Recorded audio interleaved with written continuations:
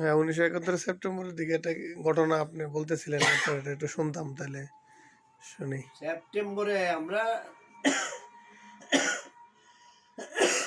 সম্ভবত আর কি 20 তারিখে আর কি সেপ্টেম্বরে আমরা ডালুর থেকে আর কি শিববাড়ি যে ইয়ত ক্যাম্প ছিল আর কি, আমরা বসে আর কি অবস্থান করি রাত্রে খাওয়া দাওয়া করি। শিববাড়ি ইয়াত ক্যাম্পের প্রধান ছিল গৌরীপুরের এমপি তৎকালীন হাতেম আলী সাহেব।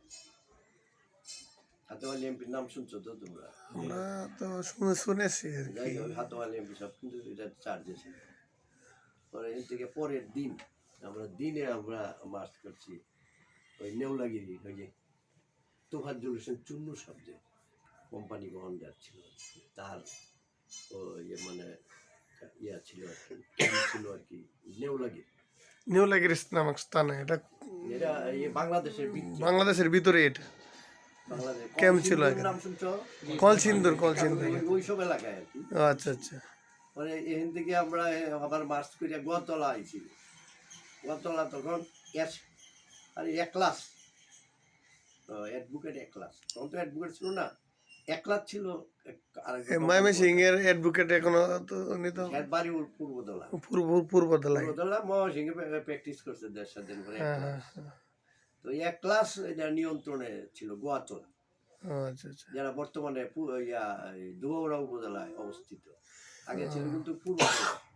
উনি তো আমাদের পূর্বদলায় নির্বাচন করছেন উপজেলা চেয়ারম্যান। যাই হোক, এটা হয়েছে একলাস কিন্তু এটার দায়িত্বে ছিল। আচ্ছা আচ্ছা।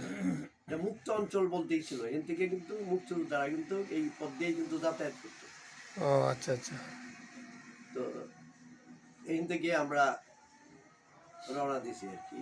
ধরো তখন গোয়াতলা পর্যন্ত আমরা দিনে আইছি কিন্তু ইয়ার থেকে নেউলাগিরির থেকে। মিলিটারি এদিকে একটু কম ছিল কিনা নাকি? মিলিটারি গেছে না আর কি, আর এই এলাকা আবার মুক্তিযোদ্ধারা ইয়া করতো, শক্তিশালী ছিল, অবস্থান করতো। এগুলো আরো বহুত ইতিহাস আছে। তারপরে আমরা গোয়াতলা রাত্রে সারাদিন থাকিয়া ওখান থেকে আমরা মার্চ করছি রাত্রে। তখন কিন্তু আমরা রাত্রে মার্চ করতাম, কারণ ওইসব এলাকা এই ধরো এই গোয়াতলা থেকে ফুলপুর হয়ে ফুলপুরে আমরা এক জায়গায় অবস্থান করি, কালচা রাত বৌলা, মানে যারা শেল্টার, যারা তো হাইডা, ওই শেল্টারে রাত্রে থাকতাম না, দিনে অবস্থান করতাম, আর রাত্রে আমরা আবার মার্চ করতাম। আচ্ছা আচ্ছা। এটা তখন দিনে আমরা মার্চ করতে পারতাম না, এটা সমস্যা ছিল কয়েকটা, জানাজানি হয়ে যাবে, মুক্তিযোদ্ধারা আসতেছে, পাক বাহিনী এরা তো আবার অবস্থান এই জন্য আমরা সারাদিন সারা রাত্র হাঁটতাম, আর সারাদিন আর কি রেস্টে থাকতাম বিভিন্ন শেল্টারে, কালিকা, তারপরে ওইসব এলাকা দিয়ে আর কি আমরা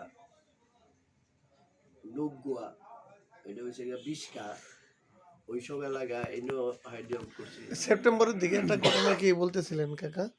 সেপ্টেম্বরে বলতেছিলাম আর কি, যে আমরা উদ্দেশ্য ছিল আর কি, যে ময়মনসিংহ যে পাওয়ার হাউস ছিল, বিদ্যুতের পাওয়ার হাউস, কেওয়াটখালী পাওয়ার ছিল, তখন তো আর পল্লী বিদ্যুৎ ছিল না। অবদা পাওয়ার হাউস উড়ানোর জন্য কিন্তু